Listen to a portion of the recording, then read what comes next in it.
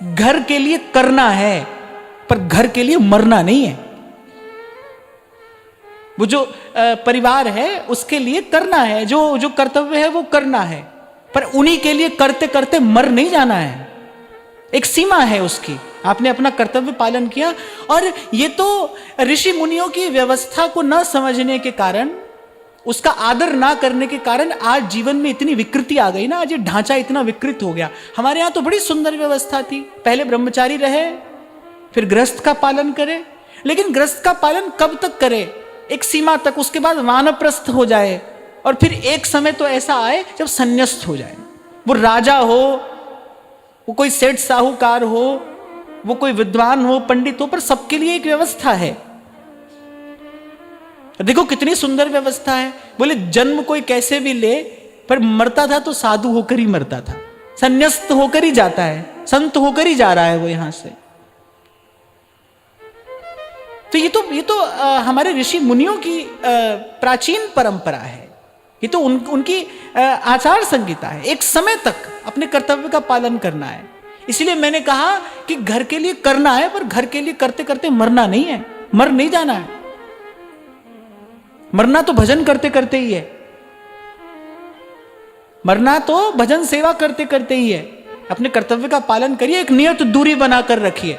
जहां ना कहना है वहां ना भी कहिए, लेकिन वो ना कहने का बल कहां से आएगा? ना कहने का बल भजन से आएगा। भजन करोगे तो आपकी आत्मा में बल बढ़ेगा। भजन नहीं करोगे तो भेड़ बकरी की तरह हांकेगा संसार आपको। जहां ले जाएगा आप चले जाओगे, आपको जाना पड़ेगा, क्योंकि ना कहने की सामर्थ्य नहीं है। इसलिए पहले से आपके शब्दों में अगर मैं कहूं, there should be an exit plan. पहले से निश्चित हो, भाई इस समय निकल जाएंगे यहां से, इससे ज्यादा नहीं रुकेंगे यहां पर, इससे ज्यादा नहीं रुकेंगे। बुद्धिमानी तो इसी में है। और जब आप ये निश्चित कर लेंगे ना, इस समय निकल जाएंगे, ये आपके लक्ष्य की पवित्रता भी बताता है। ये बताता है कि आप ईमानदार हैं, आप सच में निकलना चाहते हैं। नहीं तो साधु संतों के पास जाके उनका समय खराब करते हैं। महाराज जी क्या करें, थोड़ा भजन हो रहा है, हो नहीं रहा। तुमको करना ही नहीं है, तुमको करना ही नहीं है। जिसको करना है उससे हो भी रहा है, कि क्यों नहीं हो रहा, कैसे नहीं हो रहा।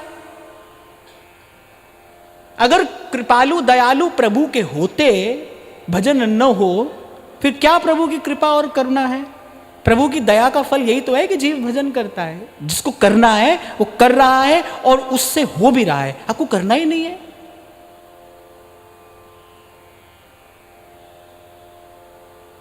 हाँ, मैं फिर कह रहा हूं भाई, धीरे धीरे समय और विपरीत होता चला जाएगा।